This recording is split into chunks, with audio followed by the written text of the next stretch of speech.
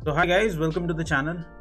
आज के इस वीडियो में हम बात करेंगे कि बुरी आदतें छोड़ना इतना मुश्किल क्यों होता है। लाइफ के अंदर अगर एक छोटा सा डिफरेंस लेके आना हो, एक छोटा सा बदलाव करना हो, हमारी बॉडी इतनी स्टिफ, इतनी रिजिड क्यों हो जाती है? माइंड बदलने ही नहीं देता। चक्कर क्या है?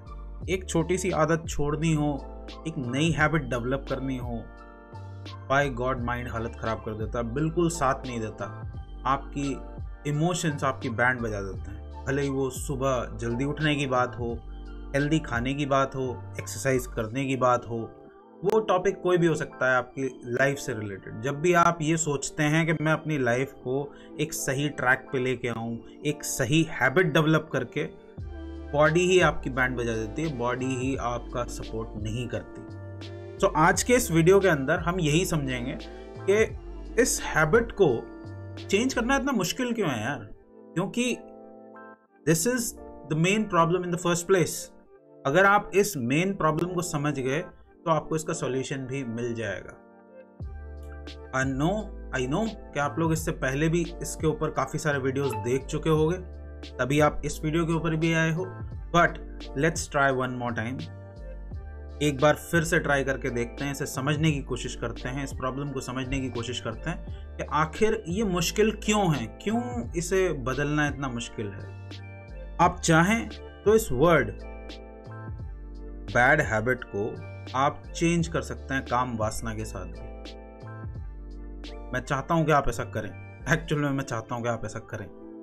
सो ये जो हैबिट है, ये नया शब्द है। काम वासना बहुत पुराना शब्द है। दोनों को आप एक साथ रख के यूज कर सकते हैं। मैं आपको ये बताना चाहता हूँ, ज्यादातर लोगों का ऐसा मानना है कि हैबिट कोई चीज है या काम वासना कोई चीज है जो कहीं आपके माइंड में बैठी होती है जाके। But let me tell you, ऐसा बिल्कुल भी नहीं है। ये एक प्रोसेस है, सीरीज ऑफ एक्शंस का एक प्रोसेस है, जिसे कॉज एंड इफेक्ट भी बोला गया है। बुद्ध ने इसे कहा है प्रतीत समुत्पाद। एक चीज जब दूसरी चीज को पुश करती है, धक्का मारती है, तो काम वासना का जन्म होता है। एक पूरी प्रोसेस क्रिएट होती है और ये प्रोसेस नेचर में रिपीटेटिव होती है। यानी इसका स्वभाव होता है कि ये बार बार सेम कंडीशंस में अपने आप को दोहराती है। मैं आपको एक एग्जांपल देने की कोशिश करता हूं, उसे समझते हैं। ये मैंने एग्जाम्पल पहले भी दिया है, बट आप इसे एक बार फिर से सुनिए, और आप अगर इसे अच्छे से सुनते हैं और समझते हैं तो आपको इससे डील करने में बहुत हेल्प मिलेगी। Let's start. मान लीजिए कि आपको फास्ट फूड खाना बहुत पसंद है। कोई भी तरह का फास्ट फूड आप पिक कर सकते हैं। मैं जहाँ पर रहता हूँ यहाँ पर इंडियन और चाइनीज़ फास्ट फूड बहुत ज़्यादा फेमस है। इंडो चाइनीज़, जैसे चाउमीन हो गया, मोमोज हो गया, मंचूरियंस हो गए, और मेरे मुंह में पानी आ रहा है। ओके, सो मान लीजिए कि आपको चाउमीन खाना बहुत ज़्यादा पसंद है।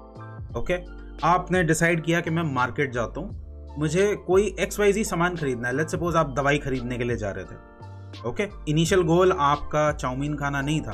इनिशियल गोल था आपका, मुझे मार्केट जाना है, दवाई लेके जानी है। आप दवाई लेने के लिए मेडिकल स्टोर पे पहुंचे, लेकिन तभी उसी के पास में आपका फेवरेट रेस्टोरेंट भी था, जहाँ पर बाहर ही चाइनीज़ बन रहा था। यूजुअली जो चाइनीज़ बनाते हैं हमारे यहाँ पर, वो क्योंकि वो हाई फ्लेम्स के ऊपर काम करते हैं, तो वो अपने आउटलेट को बाहर ही सेटअप करते हैं। उनका जो किचन होता है वो ओपन में होता है, ताकि लोगों तक खुशबू भी पहुँच सके। और क्योंकि वो बहुत ज़्यादा हाई हीट के ऊपर काम करते हैं, तो वहाँ पर धुआं वगैरह और स्पाइसेस बहुत ज़्यादा उड़ते हैं। तो इस प्रॉब्लम को सॉल्व करने के लिए वो ओपन में ही काम करते हैं। बस सो आप कहाँ पहुँचे? आप पहुँचे मेडिकल स्टोर के बाद। हम अपनी ओरिजिनल प्रॉब्लम पे स्टिक रहेंगे।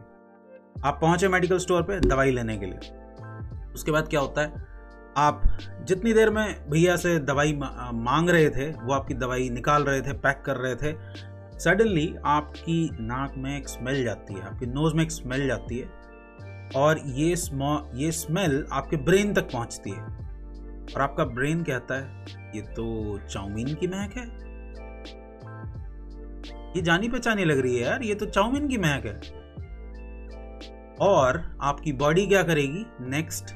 बाकी बॉडी क्या करेगी? बॉडी आपके मुंह के अंदर पानी या सलाइवा छोड़ना शुरू कर देगी। यानी आपकी बॉडी ऐसे केमिकल्स रिलीज कर देगी कि आपकी बॉडी उस चीज को खाने के लिए लालायित हो जाएगी। आप देख रहे हैं किस तरीके से हो रहा है। सबसे पहले कौन आता है? सबसे पहले बाहर की दुनिया से सेंसेशन आपकी सेंस में जाती है, सेंसेस में जाती है। यहाँ पर सेंसेस क्या है? आपकी नाक है। आपकी नाक के अंदर चाउमीन की स्मेल गई, वो स्मेल का जो सेंसेशन है या जो संवेदना है, उसे संवेदना भी कहते हैं, वो कहाँ पहुंची? आपके ब्रेन तक पहुंची। आपके ब्रेन ने इसे क्या किया? इसे आइडेंटिफाई किया कि क्या मैंने ये पहली बार मैं स्मेल को सूंघ रहा हूँ या इसकी कोई अर्लियर मेमोरी पड़ी हुई है मेरे पास। तो वो अर्लियर मेमोरी से, पुरानी मेमोरी से, पास्ट मेमोरी से मैच करके पहचान जाएगा कि ये क्या है, ये तो चाउमीन है। नाउ डिपेंडिंग ऑन कि आपने पिछली कितनी बार इस एक्शन को दोहराया, कितनी बार आपने पहले चाउमीन खाई है, डिपेंडिंग ऑन दैट आपके मुंह के अंदर स्लाइवा आना शुरू हो जाएगा। यानी बॉडी ऐसे केमिकल्स रिलीज करेगी कि ऑटोमेटिकली आपके मुंह के अंदर पानी आने लगेगा। और पानी आने का मतलब है कि आप खाने के लिए लालायित हो रहे हैं उसे। इसमें अब मैं एक और चीज ऐड करता हूं। मान लीजिए कि आपका वजन बहुत ज्यादा है और आप दिन रात अपने वजन से भी परेशान हैं और आप YouTube के ऊपर फिटनेस के वीडियोस देखते रहते हैं, डाइट के वीडियोस देखते रहते हैं और कोशिश भी करते हैं डाइट को फॉलो करने की। तो ऐसे आदमी के लिए इसे रेजिस्ट करना और ज़्यादा मुश्किल होगा, क्योंकि आपके डाइटिशियन ने कहा है कि आप हरी सब्जियां खाइए, आप सैलेड खाइए, आप इस तरह के फास्ट फूड से दूर रहिए। तो अब इस पूरे सिनेरियो को मिला दीजिए। आप एक ऐसी जगह पर खड़े हैं जहां पर पास में एक चाइनीज रेस्टोरेंट है, उसकी स्मेल आपके नाक में जा रही है और आपका मन कर रहा है चाइनीज खाने का, और आपके डाइटिशियन ने आपसे कहा है कि आपको हरी सब्जियां खानी है। तो क्या होगा? दो थॉट्स के बीच में लड़ाई हो जाएगी, दो थॉट्स के बीच में लड़ाई हो जाएगी। आप फंस जाएंगे, एक तरीके से धर्म युद्ध में फंस जाएंगे, जिसमें अर्जुन फंसा हुआ था।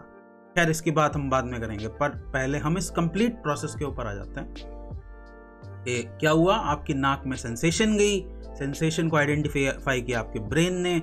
आपके ब्रेन ने ऐसे केमिकल्स रिलीज कर दिए बॉडी के अंदर जिससे आपके मुंह में पानी आने लगा, और जैसे ही पानी आने लगा आप क्या करेंगे? आप उस तरफ घूम जाएंगे और जाने लगेंगे।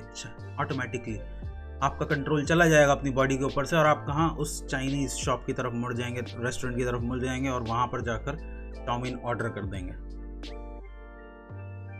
ये जो पूरी प्रोसेस है, ये जो पूरी प्रोसेस आपने देखी, इस पूरी प्रोसेस का नाम है हैबिट, या इसे आप काम वासना भी कह सकते हो। अब जितनी बार भी आप इसे रिपीट करते जाओगे, जितनी बार भी ये प्रोसेस रिपीट होगी, ये एक स्ट्रॉन्ग न्यूरल कनेक्शन बनाएगी आपके ब्रेन के अंदर। क्योंकि हमारा जो ब्रेन है वो सडन एक्टिविटीज पे काम नहीं करता, हमारा ब्रेन पैटर्न्स पे काम करता है। वो पैटर्न्स को फॉर्म करना चाहता है, और यही पैटर्न्स हैबिट्स हैं। और वो पैटर्न्स फॉर्म करता कैसे है? न्यूरल कनेक्शंस के थ्रू। आपके ब्रेन में सेल्स हैं जिनको न्यूरॉन्स बोलते हैं, वो कनेक्शंस बनाते हैं। और ये बनाते किस बेसिस पे हैं? आप किन एक्शंस को दोहराते हो डेली बेसिस पे। जिन भी एक्शंस को आप दोहराते हो उनके ये न्यूरल कनेक्शंस बनाना शुरू कर देता है। फॉर एग्जाम्पल, आपके दिन में कई ऐसी चीज़ें होंगी, सुबह से शाम तक जब आप उठते हैं तो कई ऐसी चीज़ें होंगी जो आप दोहराते हैं। फॉर एग्जाम्पल, लगभग एक ही समय पर आप ब्रश करते हैं, लगभग एक ही समय पर आप वॉशरूम जाते हैं, लगभग एक ही समय पर आप सो के उठते हैं। आप अलार्म जल्दी का लगाते हैं लेकिन सो के उठते हैं आप लेट। ऐसा क्यों होता है?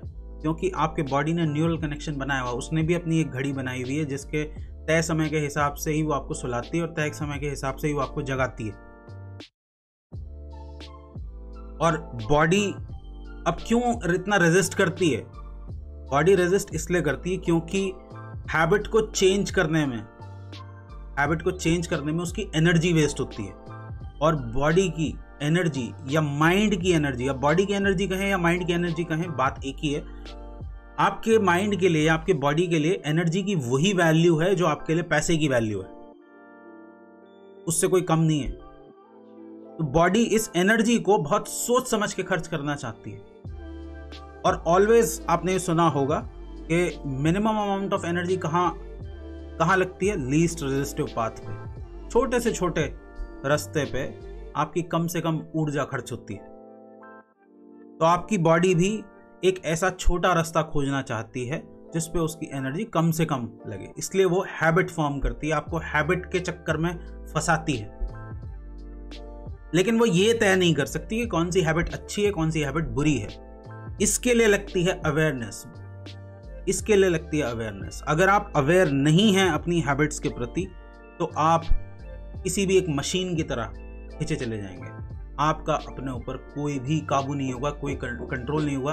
ये बिल्कुल ऐसा होगा जैसे किसी ने आपको हिप्नोटाइज कर लिया है। और हिप्नोटाइज होके खिंच जाना किसी चीज़ की तरफ, ये बिल्कुल भी अच्छा नहीं है, क्योंकि आप एक इंडिविजुअल की तरह एक्ट नहीं कर रहे हैं, आप एक स्लेव की तरह एक्ट कर रहे हैं, गुलाम की तरह एक्ट कर रहे हैं। आप उस चाइनीज फूड के गुलाम हो चुके हैं। तो आपको अब करना क्या है, इसका सॉल्यूशन क्या है? एट द एंड इसका सॉल्यूशन माय डियर एक ही है, और वो ये है कि जब भी आप किसी भी इस तरह की सिचुएशन में फंसे तो आप अवेयर रहने की कोशिश कीजिए कि ऐसा मेरे साथ हो रहा है। ये जो मैंने पूरी प्रोसेस दोहराई, ये हर एक चीज़ के साथ होती है। ये जो मैंने पूरी प्रोसेस आपको बताई चाइनीज़ फूड के साथ, ये हर एक चीज़ के साथ होती है। जब आप एक कपड़ा देखते हैं मार्केट में तब भी यही होता है, लेकिन होता आंखों के थ्रू है। जब आप एक गाड़ी देखते हैं तब भी यही होता है। जब आप ज्वेलरी देखते हैं तब भी यही होता है। अब हैबिट फॉर्म करने में कोई प्रॉब्लम नहीं है, हैबिट आप फॉर्म कर सकते हैं, लेकिन प्रॉब्लम शुरू कहां पर होती है? हम हैबिट को फॉलो करने के चक्कर में एक इंपॉर्टेंट क्वेश्चन पूछते ही नहीं है। वो इंपॉर्टेंट क्वेश्चन ये है कि क्या मुझे इसकी जरूरत भी है या नहीं है। मैं जो करने जा रहा हूं अपने आदतों की वजह से, क्या मुझे इसकी जरूरत है या नहीं है। फॉर एग्जाम्पल, अगर आप आदत से शॉपaholic हैं, वैसे तो शॉपaholic होना ही एक हैबिट है, बट अगर आप शॉपaholic हैं तो एक शॉपaholic आदमी कभी भी ये नहीं सोचता कि मैं जो खरीद रहा हूं मुझे उसकी जरूरत भी है या नहीं है। उसके लिए, क्योंकि एक हैबिट है, तो एक हैबिट हमेशा प्लेजर का काम करती है, तो उसके लिए बस खरीदारी करना एक प्लेजर होता है। वो बिना ये सोचे समझे कि मैं जो खरीद रहा हूं उसकी मुझे जरूरत भी है या नहीं है, बिना ये सोचे समझे वो बस खरीदता चला जाता है, एक बेहोश आदमी की तरह। एक अवेयरनेस में रहने वाला आदमी हमेशा ये सवाल जरूर पूछेगा सबसे पहले कि मैं जो भी कर रहा हूं वो क्यों कर रहा हूं। उसके लिए वाई बहुत इंपॉर्टेंट होता है। मैं जो खरीद रहा हूं, जो खरीद के खा रहा हूं, जो खरीद के पहन रहा हूं, वो खरीदना जरूरी भी है या नहीं है, उसके पीछे की वजह क्या है। अगर मैं इसे ना खरीदूं तो क्या होगा, इसके बिना क्या मेरा गुजारा चल सकता है। This is awareness. इस तरह के सवाल अवेयरनेस से आते हैं। लेकिन अगर आप हैबिट को फॉलो कर रहे हैं तो आपके दिमाग में ये सवाल कभी भी नहीं आएगा। ओके, सो अब जब भी आप किसी भी आदत के चंगुल में फंसे तो आप इसे ट्रीट करने के लिए एक प्रोसेस की तरह लीजिए। प्रोसेस की तरह लेने की जरूरत, अज्यूम करने की जरूरत नहीं है। It's actually a process, in reality it's a process. ये एक पूरा का पूरा पैटर्न ड्रॉ करती है, और उस पैटर्न को अगर आप आइडेंटिफाई कर लेते हैं तो ये आपकी बहुत मदद करेगा इस हैबिट के चंगुल से बाहर आने में। ओके, सो आई होप कि ये जो वीडियो है वो आप लोगों की मदद करेगा, आप लोगों को थोड़ी बहुत हेल्प ज़रूर मिलेगी। अगर आप लोगों का इसी से रिलेटेड कोई क्वेश्चन है या और कोई क्वेश्चन है तो आप नीचे कमेंट सेक्शन में लिखकर मुझसे पूछ सकते हैं। मैं अपनी तरफ से आप लोगों की हेल्प करने की पूरी कोशिश करूंगा, और यही मेरा इस चैनल के ऊपर गोल है कि डेली लाइफ में आने वाली प्रॉब्लम्स के ऊपर मैं आप लोगों से डिस्कस करूं इन अ स्पिरिचुअल मैनर। ओके, ताकि आप इसे इजीली और लॉजिकली समझ सकें। नाउ अब इस वीडियो को यहीं पर करते हैं एंड। अगर आप लोगों को ये वीडियो पसंद आई है तो यार कम से कम इतना तो कर ही सकते हो कि आपको क्या करना है, आप लोगों को इस चैनल को सब्सक्राइब करना है और बेल आइकन जरूर प्रेस करना है। साथ ही साथ अगर वीडियो अच्छी लगी है, काम की लगी है, तो इसे और लोगों के साथ भी शेयर कीजिए ताकि और लोगों की भी इससे मदद हो सके, इस प्रॉब्लम को समझने में उन्हें मदद मिल सके। मैं चलता हूँ, मैं मिलूंगा आप लोगों से अगले वीडियो में। तब तक के लिए thank you so much for watching and I will see you next time. Bye bye.